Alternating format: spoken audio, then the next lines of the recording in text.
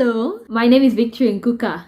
You're welcome to this channel, and this video, it's a continuation of the series of what to pack and what not to pack when you're traveling overseas, and most especially when you're staying for a long time. For instance, you're relocating for work purpose or for school purpose or whichever purpose you're relocating. So this video is absolutely for you. And particularly in this particular episode, I'll be sharing traveling tips and as well as how to pack your bag in order to maximize the luggage, the luggage allowance you'll be given. So if this is what you want to watch, please do well to like the video and also stay till the end of it.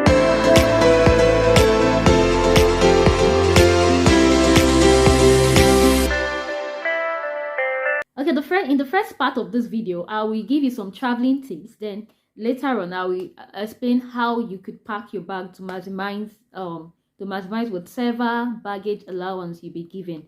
So first of all, the traveling tips you need to know. The first thing is, when you are about traveling, you need to check your prospective airline. For instance, if you want to travel with Qatar Airways, or you want to travel with Virgin Atlantic, British Airways, as the case may be, you need to check what their policy is regarding luggage. There are some things that they consider contraband, that they don't even want you to come to put in your bag when you are flying with them. You need to check on their website and read what is contraband by them. I'm talking about the airway you are going to fly with now.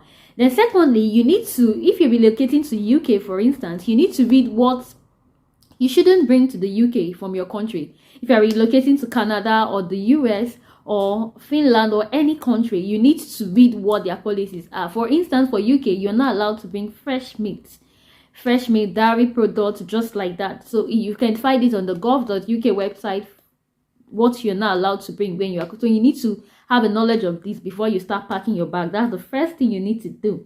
Then I need to tell you a story of my experience in the airport the day I moved.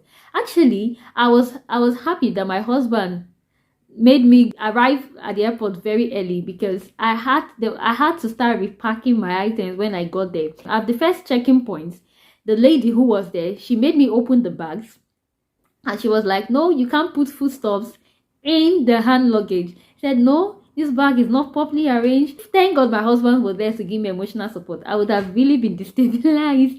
Another mistake I made was, I traveled with Virgin Atlantic. I was given the allowance to come with 2 23 kg bags, as well as a hand luggage and a backpack. So I carried this fancy box because I didn't want to just lose it. I carried the fancy box, and it had, some of these boxes that come 2 in 1. One is like a makeup box, the other one, I decided to carry the 2 and just and she said, "No, one bag is one bag." I actually packed the 2 and weighed the 2 to be 23 kg. So she actually did not allow me carry them. I didn't pass that checkout point. That was the summary of it. So I was forced to not carry the only one of them, and it was weighing 18 kg. You have to see me trying to rearrange my things and see how I can, because actually she just wanted me to leave out the bag. And actually, I kept some things in the bag, and these things were essential. So it was just a lot. To avoid all these things that happened to me, the second tip I'll be giving you is that try to arrive very early, when you are about at least 2 to 3 hours before your departure time.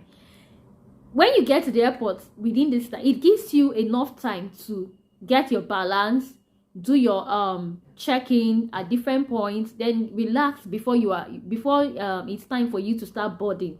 So it gives you a lot of time, and perhaps if any of these things comes up, you're able to tackle it without so much agitation or, "Oh, I'm about leaving," something like that. So please arrive very much on time. And the third tip I'll be giving to you is that when you are packing your luggage, please try to get a weighing scale when you are packing your items, so that you weigh it as you go. Another tip regarding that is, don't get heavy bags. If you get heavy bag, just imagine you bought a box weighing 7 kg and you are allowed to bring 23 kg already. The box have taken 7 kg. Whatever you're gonna put in there, it's what will cover the rest. So when you get lighter bags, try to get lighter bag, but as well as don't say you just get light bags and they are not durable. Get light bags and get the ones that are durable as well. An example is this duffel bag. And another example is Ghana bags for packing foodstuffs. They are lightweight, and you have the allowance to put in lots of foodstuff. Please, the original ones. So it's durable. It's not going to tear. Even though they pack your bag vigorously, it's not just going to tear. So that's something you should consider as well. Another tip I will be giving to you is, please, when you get to the airport, just to be on the safe side, you see those plastic wrapping frame, they will actually ask you to pay for it, and they will offer you the option, should we wrap your bags or not? Please, just to be on the safe side, wrap the bags, mostly your foodstuff, because you don't want to hear that the foodstuff, the bag got torn and your foodstuff, the fish is here, the cubes are here, just like that. You don't just want to hear that. So just try to, it won't be so expensive. Try to go with the option of rolling it, as you can see on the screen. Just try to go with the option of allowing them to give you that extra, what word will I use now? The extra security? No, just allowing them to give you that extra cover that you know that, oh, your bags will be intact.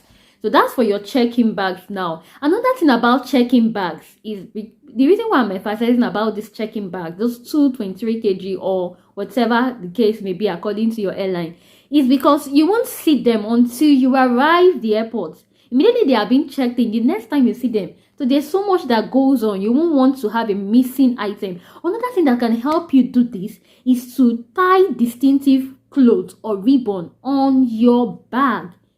So that makes, so because when you arrive when you arrive in the country you are relocating to, when you arrive at the airport and they start bringing your luggage out, everybody will be standing at that place waiting for their own. But when you see yours from afar and for instance it has a distinctive ribbon or a cloth, a special cloth, you just know, oh, that's mine coming, and you just be smiling. For me, I didn't put a ribbon. What I did was I used a marker pen to mark and mark. I marked and I wrote my name on the back. Some people would like to just write their name, you get, for some reason, but I was just I didn't care. What I just wanted is I don't want my bag to be missing. So I did all I could do. So I marked mine. That's what another thing you need to know. You can try and mark your bag in order for you not to misplace it. Another tip is, please keep your most important things in your handbag, like in your backpack. When I mean your handbag and backpack, these are the bags that you are taking alongside with you when you are traveling. Like the two bags you are going to take alongside with you when you are boarding the flight. The one that you put at the overhead luggage or under your chair. Those ones, please make sure your documents are there, because you don't want to hear stories of somebody picked your bag mistakenly and carried your document and you start looking for. No, please, your important documents should be they should be handy. That's the word. They should be handy. Your gadgets as well. Let your gadgets be handy. Your laptop, mobile phones, anything, let them be handy. I will still emphasize on this when I begin to talk about how to pack. And the last tip I will give you is for the hand luggage. Try to buy a box or a lightweight bag that has wheels, because you will do lots of walking. When you arrive your airport, the airport of the country you are traveling to, be it Canada or US now, when you arrive the airport, there will be lots of checking of documents, at that time you will be demanded to be carrying those things, carrying them in your hand. Oh, now another story of me. When I was traveling to the UK, I didn't know about this wheels. I didn't know how much I would trek or how much I would walk. So I bought a very nice bag. But do you know what? The bag did not have wheels. So when they just dropped us, I was so excited. I've arrived Heathrow and everybody were carrying their own. I carried mine with so much strength and I was walking fast. And if you know me, I'm a fast walker. I was just walking fast. All of a sudden, my hands are paining me. And those people that were behind me, all of them were just wheeling their bags, and a friend I made in the should I say a friend, but somebody that I actually talked to while I was in the flight. So she not told me, oh, next time don't do this, make sure you have a wheel. But even as she told me, she still did not help me. Every man to his own load. So it took me a long time before I was able to get, because I was trying to drag this heavy load. Please, you won't want to be in that scenario. Try and let it be bags that can roll. That's your hand luggage now. Let it be like a bus. So please just try and get something that has weight. Now let's talk about how to pack. First of all, the emphasis, if you've watched the other video, the emphasis is when you're coming overseas, please come with lots of foodstuffs. So how do you pack your foodstuff? Please, you need to use a Ziploc bag. A Ziploc bag, because it's transparent, and should in case anybody wants what's inside your bag, you don't need to be untying, tie and untie before they know it. It's just transparent. They can see, oh, this is what it is. And when you use the Ziploc bag, label it, because some things they may not even have an idea of what it is. Mostly all those branded stuff. So just label it. Pepper, make sure it's in a Ziploc bag and it's labeled. If you're having many dry foodstuffs, many dry powdery foodstuffs like crayfish, achi, and the likes, if you're from Nigeria, you know what achi is. So if you're having such dry foodstuff, you can use a Ziploc bag, but please double it so that it doesn't get something does not penetrate it and it's all over the place. Just try to double it. Or preferably, you can use a transparent can, something like that. It's allowed as well. Just label it. Another thing that you should consider is you have the allowance to carry 2 bags that will be checked in. Most times, people suggest that that's what I did as well. For one of the bags, I put my clothes, the few clothes I needed. The other video explains this better, the clothes you should carry. So I put my clothes there, and I put my makeup kit, I put my beauty things, I put the essential drugs I carried, and some other things, as explained in the other video, like hair extensions in that box.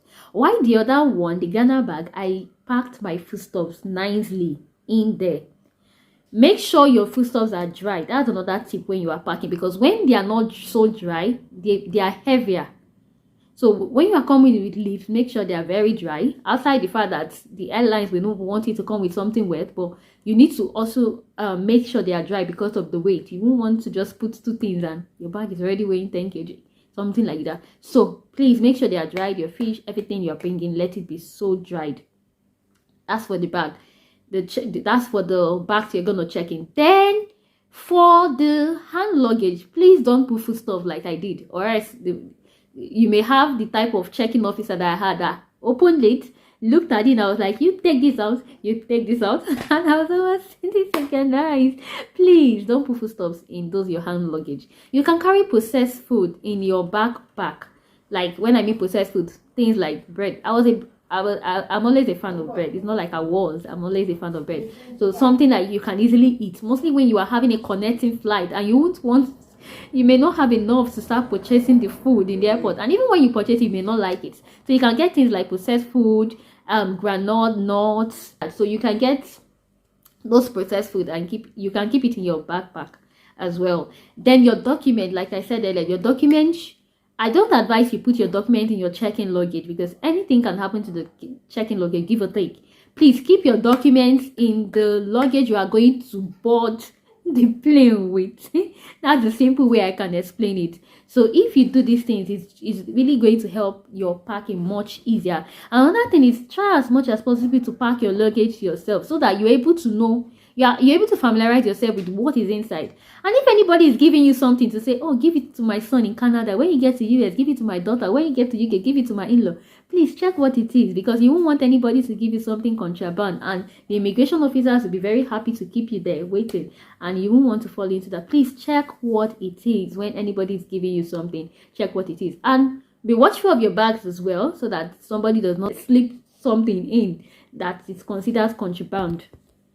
And I will end by emphasizing that you should please weigh your bags as you pack. Weigh them. And if you are being allowed 23 kg, for instance, like I was, try to give an allowance of 1 kg. You can pack 22 kg to just be on the safe side, because the scale used to measure may not be their scale. So just to be on the safe side, so you don't pay for excess luggage that you did not plan to pay. So that's it. If you have any question regarding this, feel free to use the comment section. I'm always more than happy to read through your comments and help answer any of your questions. Please feel free to use the comment section. And if you found this content helpful, please subscribe. Please subscribe to the channel and share to as many that you think is going to be helpful. you know they are preparing for their travel or something, like you know them, just try and share it to them, and give the video a thumbs up. Till I see you in my next video, stay tuned. Thank you for watching. Bye.